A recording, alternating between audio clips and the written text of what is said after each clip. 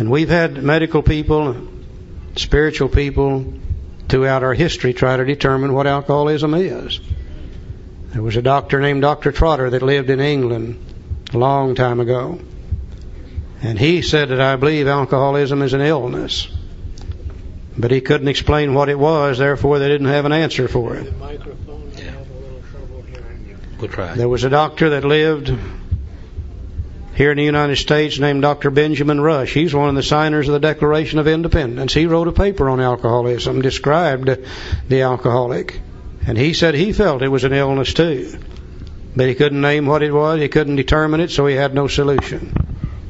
It's only in this century that we have been able to find out what alcoholism is. And then once we found out what it is, then we could find a solution to it. You know, I don't think we alcoholics today who are in AA realize how lucky we really are to be living in the period of time when we found out what alcoholism is and we found out the solution to it. And as I look at our history, which we're going to be doing a lot of this weekend, I'm convinced in my mind that God got tired of seeing people like us die from alcoholism. And He took various different people from around the world and gave us these pieces of information that allows us to recover from that condition today. And I think one of the first persons that He used was this little doctor called Dr. Silkworth. When Dr. Silkworth was in medical school, he became very interested in we alcoholics. But when he got out of medical school, he learned, like most doctors did, it was very difficult to make a living working with alcoholics. Most doctors do not like to work with alcoholics. They said then and they say today that an alcoholic will not tell you the truth. That's certainly true, isn't it? And they said they will not do what we tell them to do.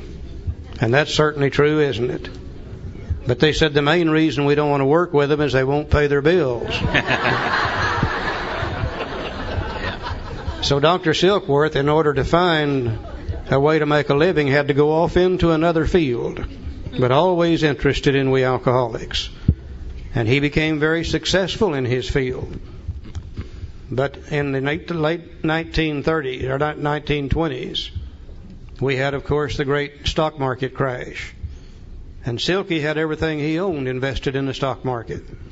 And he lost it just like everybody else did. Lost the good job he had. And he had to find a job somewhere. And Charlie Towns from the Towns Hospital, who Silky had met before through his interest in alcoholics, offered him a job. And said, why don't you come to work here and I'll pay you $30 a week in room and board. And you can help me in working with other alcoholics, or working with alcoholics. So Silky went to work in the town hospital in 1930. And he began to work with people like us, and he began to see us come into the hospital. Terrible, terrible physical and mental condition. And he began to withdraw us from alcohol, build the body up, and etc. And 30, 60, 90 days later, he would see us leave the hospital in reasonably good shape. And then a month or 2 or 3 or 4 later, he'd see us come back in worse shape than we were before. Continually going in and out, in and out, in and out, in and out. He also noticed some people that he worked with who drank like we drank, but did not go in and out and in and out and in and out. He also noticed other people who drank moderately and safely. And he began to say there's something different about these alcoholics. There's something different about the body. Apparently alcohol does something to them that it doesn't do to normal people. And he began to develop this little idea that when you put alcohol in your body, it produces an actual physical craving that makes it impossible for us to stop drinking. But he also said even in those days, that's not the real problem with the alcoholic. He said the real problem is that the alcoholic cannot keep from drinking. He said people who are heavy drinkers, people who are moderate drinkers, if they want to quit drinking, they just quit, and it doesn't bother them at all. But he said it seems as though the alcoholic, after they quit, the mind begins to play tricks on them and begins to think about 1 or 2 drinks and how it makes them feel. And he said that idea becomes so powerful that it overcomes the idea that they can't drink, and they take a drink and end up drunk every time. He said, now, if you can't drink safely, and if you can't keep from drinking, then you're powerless over alcohol. Now, we don't know whether Bill Wilson's the first one he told that to or not, but we know Bill is probably the first one to act on that information. Then after Bill got sober, and after Dr. Bob got sober, and after Bill Dodson got sober, and after the first 40 got sober, based on that information, and decided to write the book, they went to see Dr. Silkworth and said, well, you let us put that information in the book so that other alcoholics can see what their problem is too. And they said, will you write some of it for us? And the doctor said, yeah, you can use it, and I'll write some of it under one condition, that we will call it the doctor's opinion. He said, I can't prove it. There's no facts behind it, so we'll just have to call it an opinion. And he said, by the way, don't use my name. He said, they'll throw me completely out of the medical profession if you use my name on this deal. In 1956, when they came out with the second edition, 1955 and 56, they came out with the second edition. By that time, the Medical Association, the American Psychiatric Association, had recognized the fact that alcoholism is an illness. And Dr. Silkworth said in the second edition, you can put my name in it now. So for the second and third, you've got Silkworth, but in here you don't. Let's look at what the doctor had to say for just a little bit. Let's go to Roman numeral page 24. That's XXIV. And I didn't know that when I got sober. He said, the physician who our request gave us this letter has been kind enough to enlarge upon his views in another statement which follows. In this statement, he confirms what we who have suffered alcoholic torture must believe, that the body of the alcoholic is quite as abnormal as his mind. Now, we know there's no must in the Fellowship of Alcoholics Anonymous, but there are a lot of musts in this book called Alcoholics Anonymous, and there's one of the first one. We must believe that the body is of the alcoholic is quite as abnormal as the mind. Now, this is the first time we can find anywhere in written history a reference to the fact that the body is affected as well as the mind. Everything up until this time, they had talked about the mind only. Weak will, moral character, sin, and etc. But here we see a statement that says the body is quite as abnormal as the mind. I think he's telling us two things.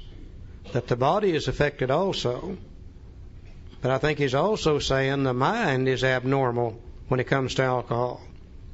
We react to it different physically and also mentally in an abnormal manner. And we'll talk about both of those. The first one we're going to look at is the body. He said, it did not satisfy us to be told that we could not control our drinking just because we were maladjusted to life, that we were in full flight from reality, or were outright mental defectives. Now, these things were true to some extent. In fact, to a considerable extent with some of us. You betcha. But we're sure that our bodies were sickened as well. In our belief, any picture of the alcoholic which leaves out this physical factor is incomplete. The doctor's theory that we have an allergy to alcohol interests us. As laymen, our opinions to its soundness may, of course, mean little. But as ex-problem drinkers, we can say this explanation makes good sense. It explains many things for which we cannot otherwise account.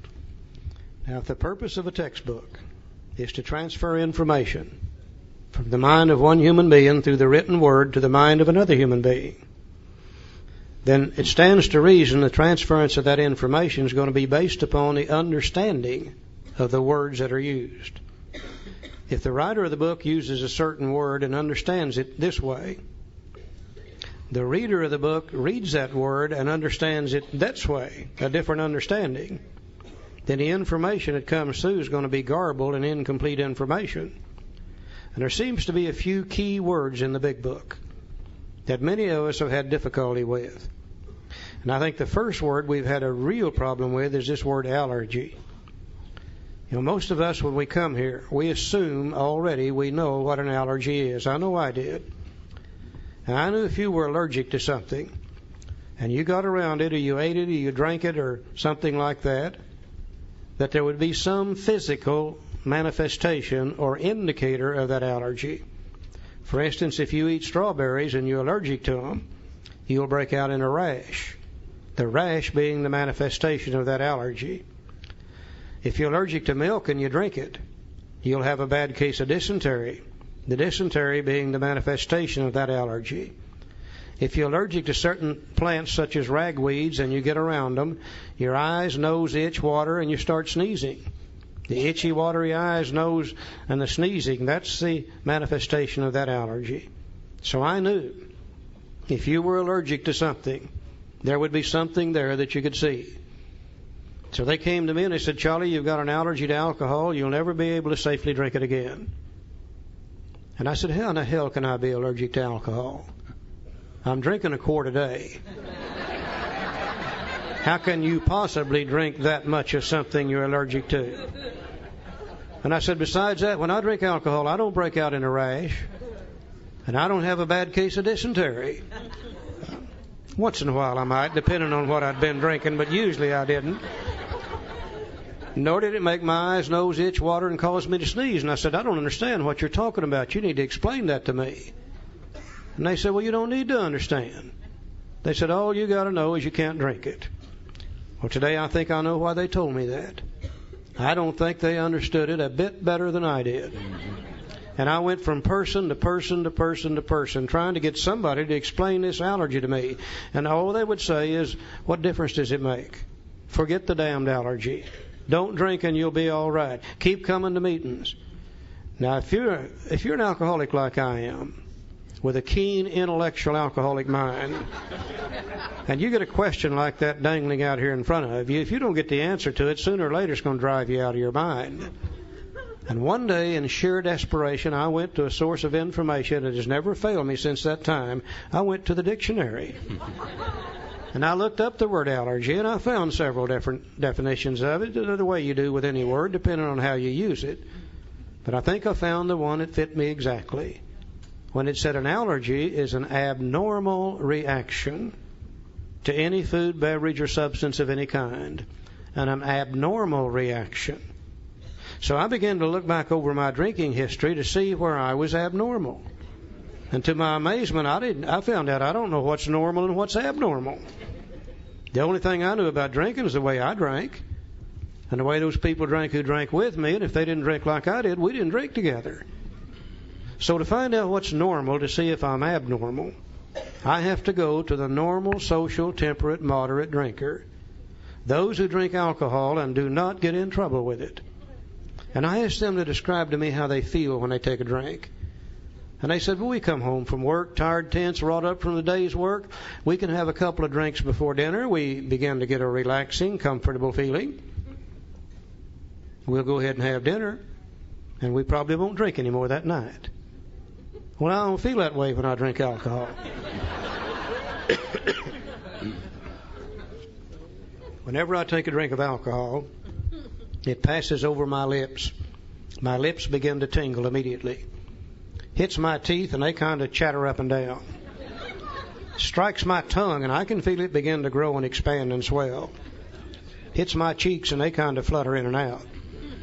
At the same time, it's passing through my sinus cavities up into my forehead, and I begin to get a feeling up here in my forehead which is absolutely, indescribably wonderful. Now, I hadn't even swallowed the damn stuff yet. I just got it in my mouth. When I swallow that alcohol, it starts down through my esophagus. Great things begin to take place. The first thing that happens is my chest begins to grow and expand and gets bigger and bigger. Hits my stomach and just literally explodes like a bomb. Immediately I feel it racing through my arms and they get longer and longer. Hits my hands and fingers and they begin to tingle and vibrate. Same time it's racing through my arms, it's racing through my legs. They're getting longer and longer. I'm getting taller and taller, and it hits my feet and toes, and they get a hot, intense, burning, exciting, get up and go somewhere and do something feeling. I don't understand the comfortable, relaxing feeling when you have a drink. These people told me something that blew my mind for me. They said, Charlie, whenever we have a couple of drinks, we begin to experience a feeling of a feeling of dizziness, a feeling of being out of control. And they said, we don't like that feeling.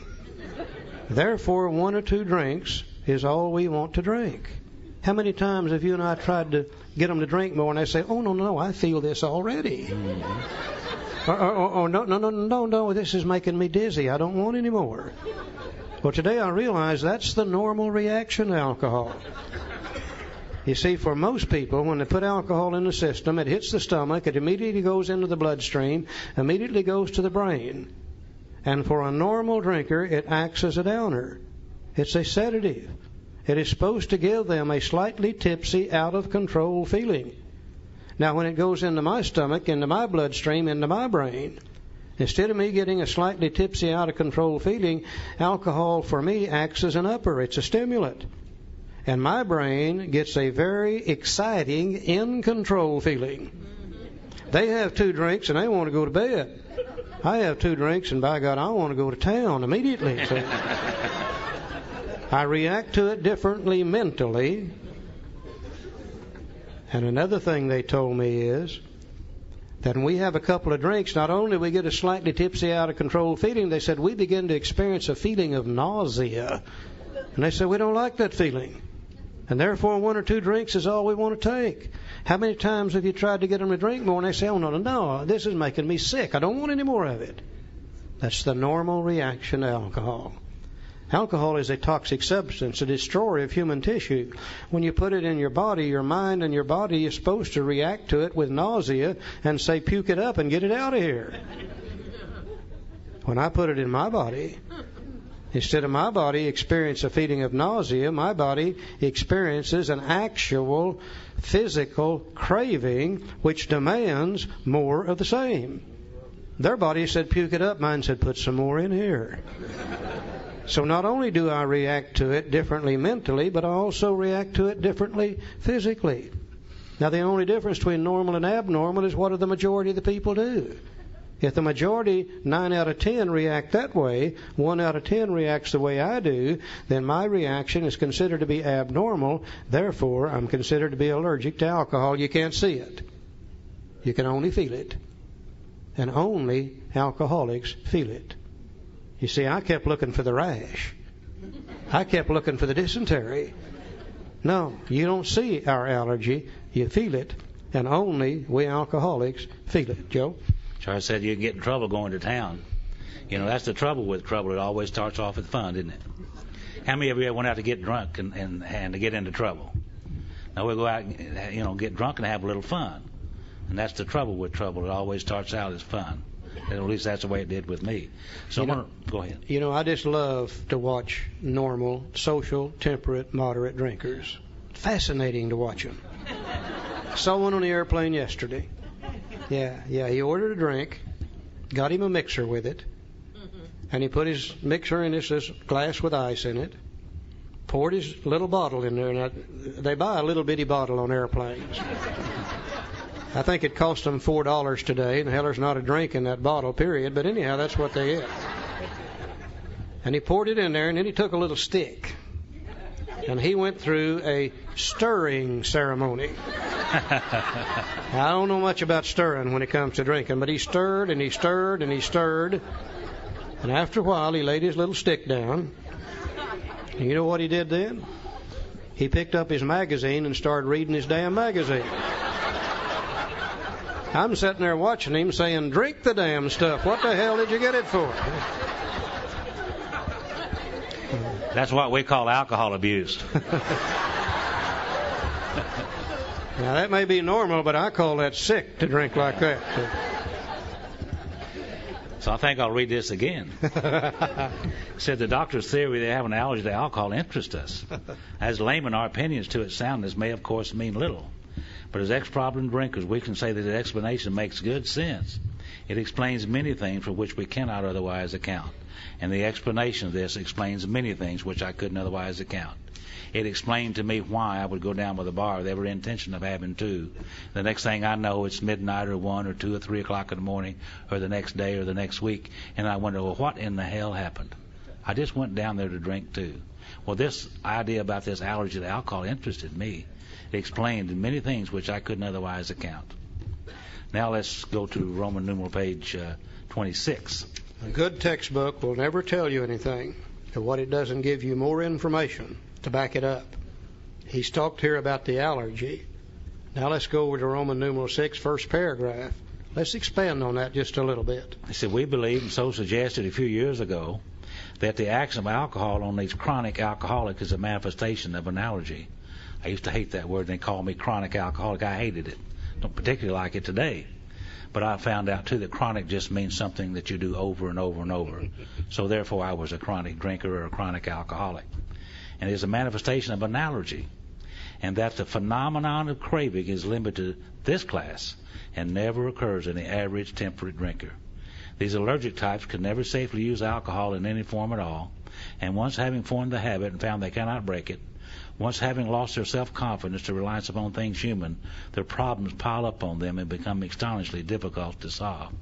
You know, this manifestation analogy that Charlie talked about, the phenomenon of craving, after we take a few drinks. We don't have the craving before we take a few drinks.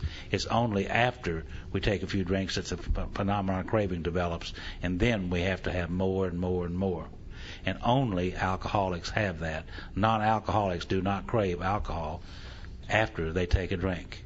They just don't. They get all they want to drink every time they drink, which is 2 or 3 maybe. And that's all they want, because they don't have this phenomenon of craving that alcoholics have. The action of strawberries on one who's allergic to strawberries is manifested by a rash. The action of milk on one who's allergic to milk is manifested by dysentery. The action of ragweeds on one who is allergic to ragweeds is manifested by itchy, watery eyes, sneezing, and etc.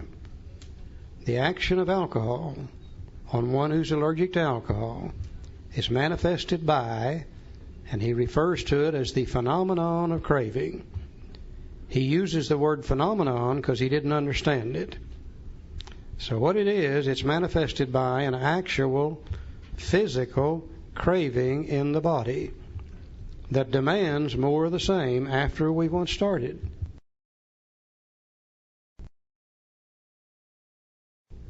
And the word craving is very, very important. You know, I hear people today say, well, I came to AA and I craved a drink for 4 years.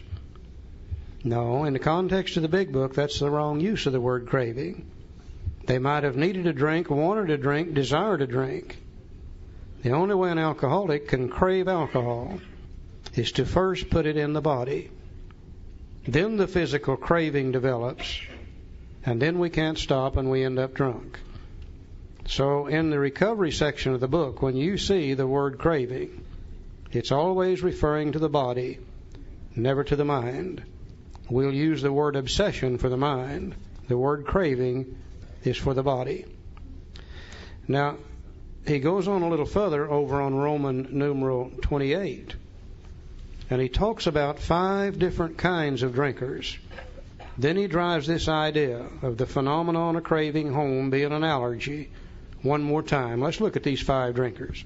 He said the classification of alcoholics, this on Roman numeral page 28. The classification of alcoholics seems most difficult, and in much detail is outside the scope of this book. He said there are, of course, the psychopaths who are emotionally unstable. We're all familiar with this type. They're always going on the wagon for keeps, and they are over-remorseful and make many resolutions, but never a decision. We call that type 1. There is a type of man who is unwilling to admit that he cannot take a drink. He plans various ways of drinking. He changes his brand or his environment. That's type 2. There is a type who always believes that after being entirely free from alcohol for a period of time, he can take a drink without danger. Type 3. There is a manic-depressive type who is perhaps the least understood by his friends and about whom a whole chapter could be written. That's type 4. I always thought I was the next one, type 5. So then there are types entirely normal in every respect, except in the effect alcohol has upon them. They are often able, intelligent, friendly people. God, I like that. Wasn't that great? Any more type 5s in the room tonight? Yeah, a whole bunch of you. Now he makes his point one more time. All these and many others have one symptom in common. They cannot start drinking without developing the phenomenon of craving.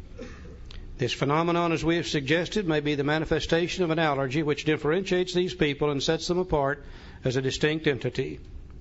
It has never been, by any treatment which we are familiar, permanently eradicated, The only relief we have to suggest is entire abstinence. Now, I think what he said is this, that if all we alcoholics in this room tonight should take a drink, God forbid that happen, but if we did, we would not all react just exactly the same. In just a little bit, one of us would be crying in our beer, oh, boo-hoo-hoo-hoo, the world's not treating me right. In just a little bit, one of them will be up here on this stage hooping and hollering and dancing and cutting up and having a hell of a good time.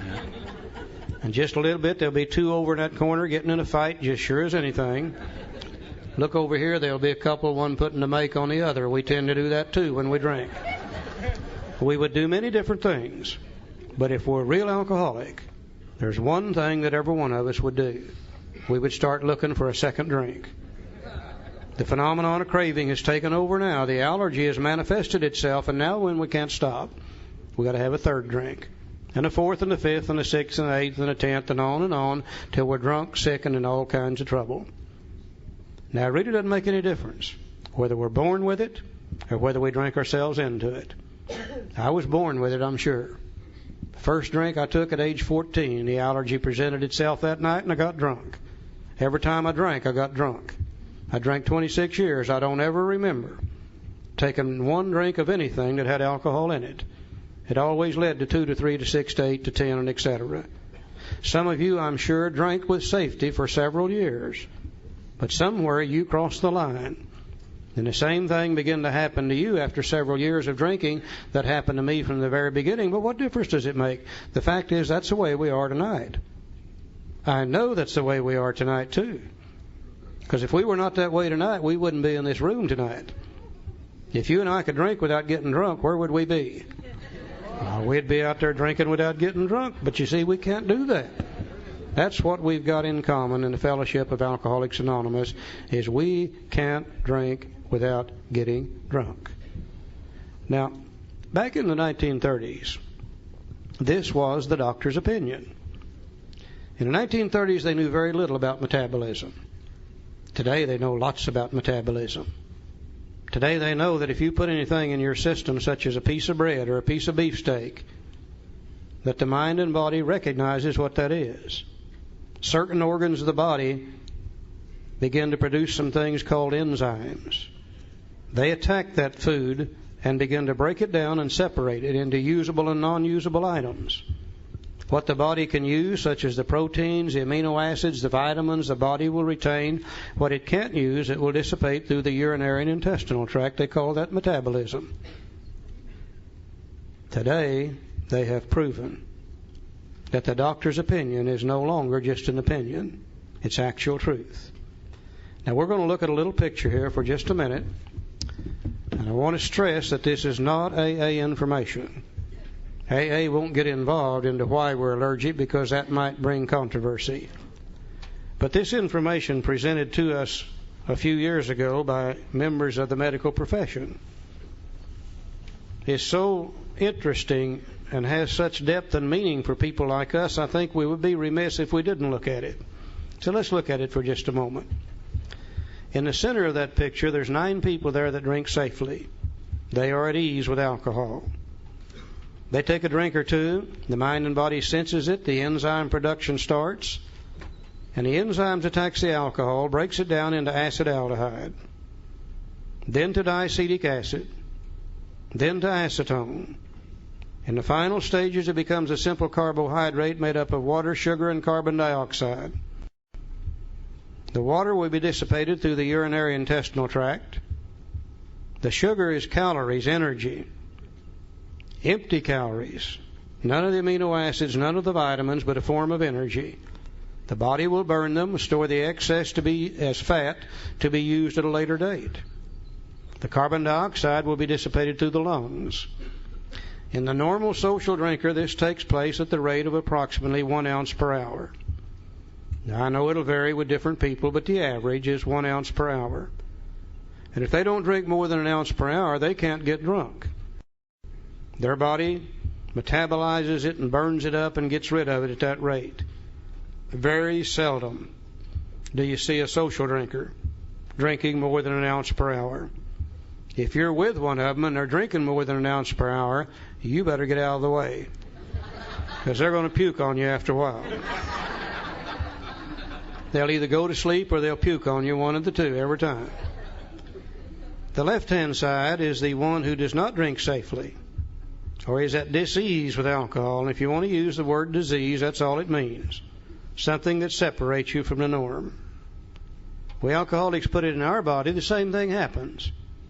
The enzymes attack the alcohol, break it down to acetaldehyde, then to diacetic acid, then to acetone.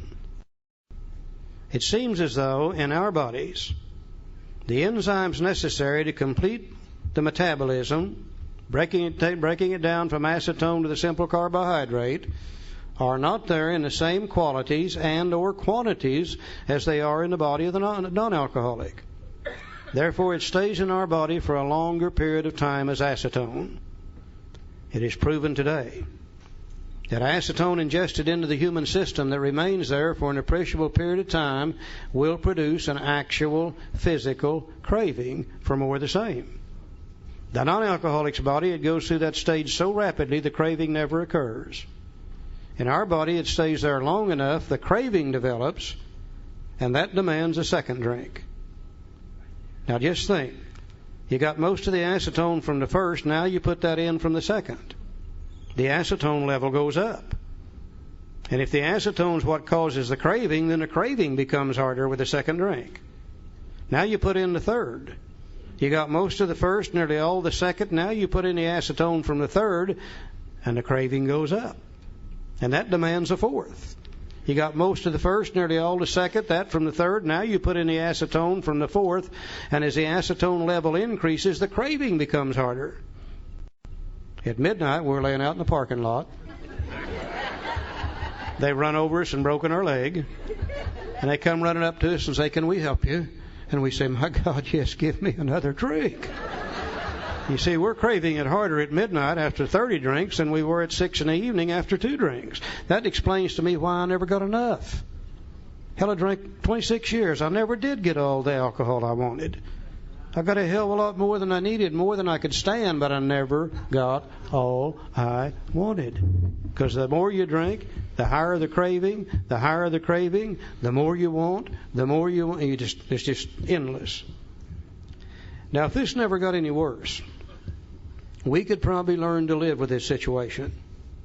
But we know not only do we have an illness, we have a progressive illness that always gets worse and never better. Today we know that as we drink, the more we drink, the longer we drink, the more tissue we destroy. Alcohol is a destroyer of human tissue. And the more tissue we destroy, it seems as though that it acts upon 2 organs of the body first, which are the liver and the pancreas. Now today we know that the organs of the body that produce the enzymes necessary to metabolize alcohol are the liver and the pancreas. And as we drink and as we damage them, the enzyme production becomes less and less. The craving becomes harder and harder, with the resultant drinking becoming worse and worse. We know also that the body begins to shut down on the production of everything as we get older. Now, I wish that were not true, but believe me, it is. I'm experiencing lots of that. If I should take a drink today after 20-some-odd years of sobriety, I wouldn't start where I left off 20-some-odd years ago. The craving would be harder, the drinking would be harder, and the resultant trouble would be harder due to the aging factor. So not only do we have a physical illness, we have a progressive physical illness due to 2 factors, damage to the body and also due to the aging factor. Now that I see that, I can accept the fact that I can no longer successfully drink alcohol. Until I could see this, I knew there had to be a way I could drink without getting drunk. And I damn near killed me trying to find it. But now that I can see this, I can accept the fact that I can no longer safely drink alcohol. Now, if that's all that was wrong with me, and if that's all that was wrong with you, we would pass the hat, get up and go home, and never have to go to another AA meeting. But you see, that's just half of my problem. The other half is right up here in my head. If I never took the first drink, this allergy couldn't hurt me. I have a friend who is allergic to all things fish. Every time he eats fish, his throat swells up. He almost chokes to death. But that's not his problem. The fact that he's allergic to fish is beside the point, because if he don't eat fish, that can't happen to him. But he got something up here in his head that isn't right when it comes to fish. The switch doesn't close, or a light bulb doesn't come on, or something. He's 3 French fries short of a Happy Meal. Yeah. From time to time, his mind tells him that it's okay to eat fish. And he'll eat the fish. His throat swells up. He ends up in a hospital every time.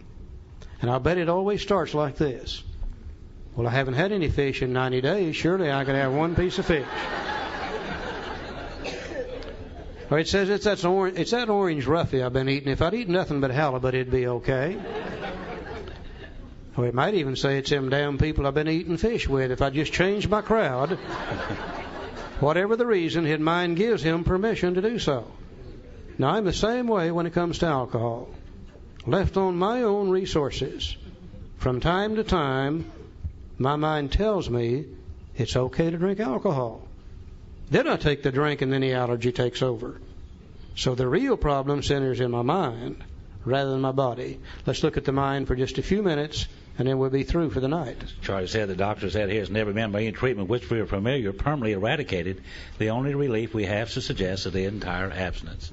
In other words, if we have an allergy to alcohol and we crave more when we drink, he suggests we don't drink. And that's the end of that. So now we're going to talk about the most dangerous part of the illness. And the most dangerous part of the illness of alcoholism is when we're not drinking. You know why it's the most dangerous part of the illness? Because we're thinking about drinking. So let's move back now to the Roman numeral page 26, and we're going to start talking about the mind, twofold illness. We talked about the physical allergy in great detail. Now we're going to talk about the obsession of the mind. It's in bottom page, Roman numeral page 26. It says men and women drink essentially because they lack the effect produced by alcohol. Now, many alcoholics are highly offended when you say that. They say, no, that's not the reason I drink. They say the reason I drink is because I love the taste of alcohol. I wouldn't argue with them whether they do or not. I love the taste of cold beer. I always have all my life, as far back as I can remember. I also love the taste of Cold Mountain spring water. I never did sit down and drink a case of Cold Mountain spring water.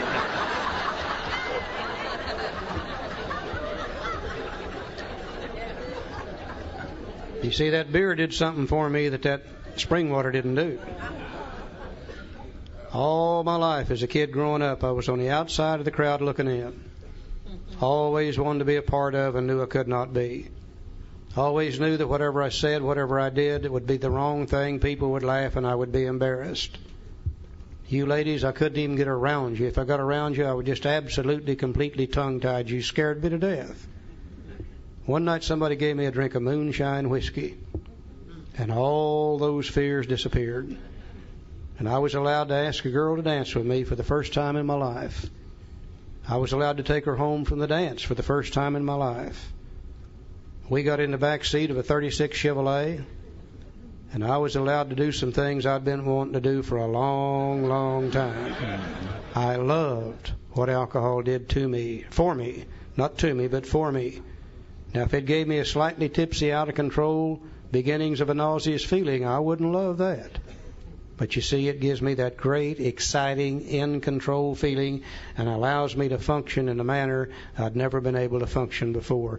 Men and women drink essentially because they like the effect produced by alcohol. I think that we can all pretty well identify with that effect in the beginning. I certainly had that same effect, drink it for the same reasons. But we know that alcoholism is a progressive illness, too. It gets worse over time. And after a while, I began to do some of those things that Charlie talked about. And I began to drink more and more and more. And I began to wake up some mornings with a little guilt, shame, and remorse as a result of things that I was doing while drinking. And that brought on more drinking. And I had to drink to get rid of those feelings. So another effect by which I drank. And as the years and time went by and the trouble that I had in my life went by, in the end, I drank for the sickest effect of all, which is total oblivion. And there's only one thing wrong with oblivion, though, isn't there? You wake up. Then you got to start doing it again. So there are many, many effects by which we drink, and it progressively gets worse. He said the sensation is so elusive that while they admit it is injurious, they can after a time differentiate the true from the false. To them, their alcoholic life seems the only normal one, and I couldn't recognize the true from the false because my alcoholic life had become normal to me. Everywhere I went, alcohol was involved. Every bar that I went to, they drank like that the way I did in that bar. I didn't go to those bars. That's what I was doing down there at the Zebra Lounge. And one time I remember I woke up one morning and had a clear thought. And I looked over at my wife, Phyllis, and I said, Phyllis, do you realize that most people don't drink like we do? Now, you know what she said? I don't talk this way. This is what she said. She said bullshit. That's just what she said. Everybody we know drinks just like we do. I thought, oh, that's true. So my alcoholic life had become normal. The abnormal had become normal, and I couldn't hardly tell the true from the false in that light.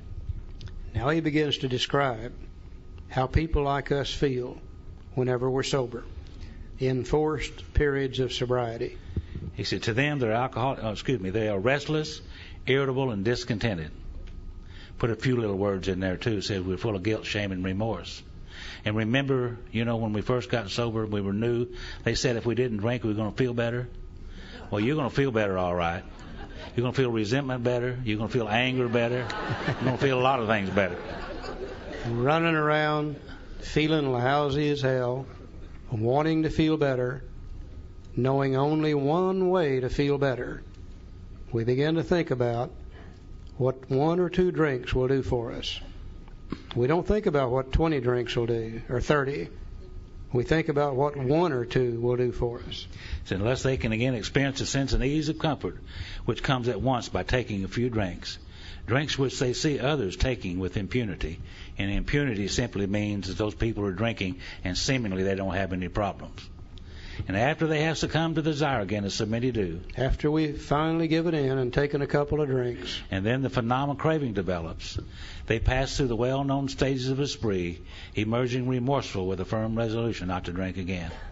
And how many times have I done that? How many times have you done that? Come off of one of those big drunks, some long extended period drunks, and promise them and yourself and anybody that will listen, I'll never do it again. I'm through. I promise you, I'm through. And those of you who've made those promises, you know that we were sincere and we meant that. He said this is repeated over and over and over and over. And unless this person can experience an entire psychic change, there's very little hope for his recovery. So he quit talking about the body now. He's talking about the psychic change, the mind. Later on in our book, the psychic change is going to be described as a spiritual experience, a spiritual awakening, a personality change, all 4 words meaning the same thing, a psychic change. There's very little hope for its recovery. So the change is going to have to become here in the mind. Let's look at this picture up here again for just a moment. Over here on this side, we could see that because of the allergy, we can no longer safely drink alcohol. But as we said before, that's not going to bother us if we don't take the first drink. So apparently the problem is going to be over on this side. The real problem centers in the mind, telling us we can drink, rather than in the body that ensures that we can't drink. Well, the doctor told us then, and they tell us today, there's nothing that can be done for that. So the only possible means of recovery would be to find a way to live where our mind don't tell us it's okay to drink. And we're dealing here with our emotions. We're dealing here with the way we think. We're dealing here with the way that we feel whenever we're sober. We are very, very complex human beings. Not only are we complex physically, but we also are complex mentally too. And all people experience emotions. All people experience from time to time anger, resentment, fear, worry, depression, excitement, elation, guilt, remorse. These are all emotions that all human beings have. Now, somewhere back in our lifetime, as we begin to experience those emotions as we grow up, we start seeking a solution to them. And like me, when I was that kid growing up, I was just an emotional basket case. Couldn't hardly function in normal society. Always scared to death, always worried, always angry, always doing things that I shouldn't do and feeling the guilt and the remorse associated with that. Now, I used to think only we alcoholics did that. But I found out today that that's normal. As kids grow up, everybody experiences these kind of feelings. And they start looking for an answer, and many people find it in many different ways. Some people find that when they don't feel good emotionally, that they can go out here and start working. And the excess work seems to make them feel better. Some people find that when they're emotionally fouled up, they can eat certain foods, and that seems to make them feel better. Some people find that when they're emotionally disturbed, that if they can just get really involved deeper and deeper into sexuality, that makes them feel better. And some people find that there's establishments like this building that if you're emotionally disturbed, you can do a little gambling, and that makes you feel better. Now, it doesn't make any difference what you find that makes you feel better.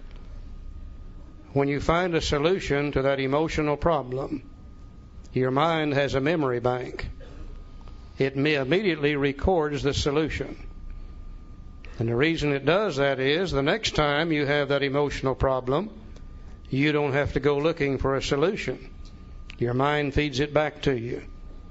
Well, a little gambling made me feel better. Or that food made me feel better, or that work made me feel better, whatever. Now that's called mental addiction.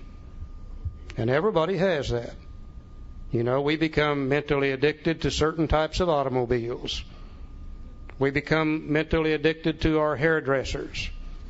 We become mentally addicted to certain dishwater products that we use. Dish soap. You know, we've got a problem. We find the answer. The mind records it, feeds it back to us the next time we have the problem. As a kid growing up, I had that emotional problem. And one night somebody gave me that drink of moonshine whiskey. And immediately those problems disappeared. And that great, exciting, in-control feeling came over me. And I was allowed to ask that girl to dance, take her home, and get in the back seat of that 36 Chevrolet. It answered my problem that night. My mind immediately recorded what it did for me.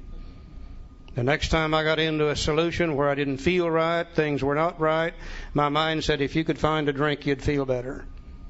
And I found a drink of whiskey, and God, the magic happened the second time. In other words, alcohol became the solution to my emotional problems. Now, if I had been non-alcoholic and that worked for me, that would have been great. But I also had that physical allergy over there on that side. And when I had the problem and I used the solution, it sure enough made me feel better, but also it triggered the allergy. And I would drink more than I intended to drink, and I would end up drunk. And I would repeat that cycle over and over and over and over and over again. The mind causing me to drink, the allergy causing me to get drunk, the emotions after coming off the drunk to feed the mind caused me to drink. And the drink then would trigger the allergy, and as time went by, it got worse and worse and worse.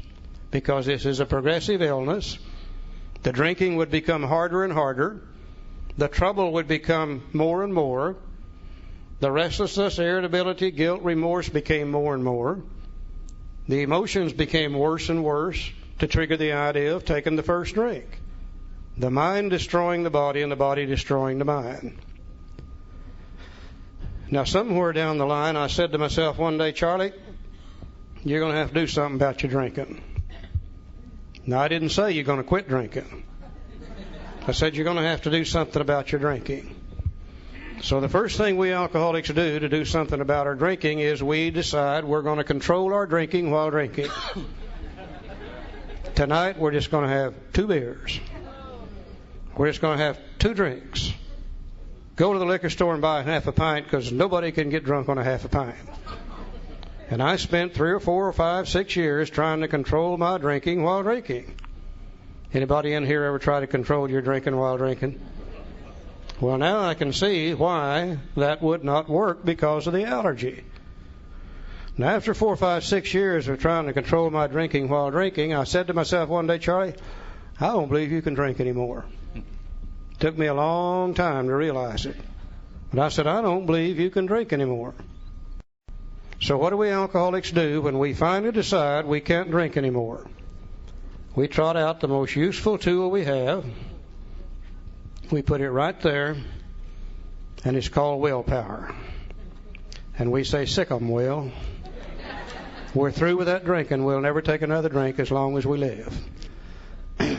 Now, believe me, you people that are non-alcoholic, when we say we're going to quit drinking, that is exactly what we intend to do. You see, we are strong-willed people. We can use our willpower to handle all other problems, and we assume that we can use willpower here, and we really intend to quit drinking.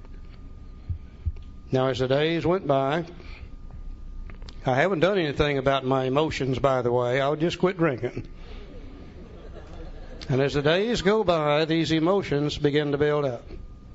The fear, the guilt, the remorse, the shame, the worry, the depression becomes worse and worse. That's not the big things in life that kill us.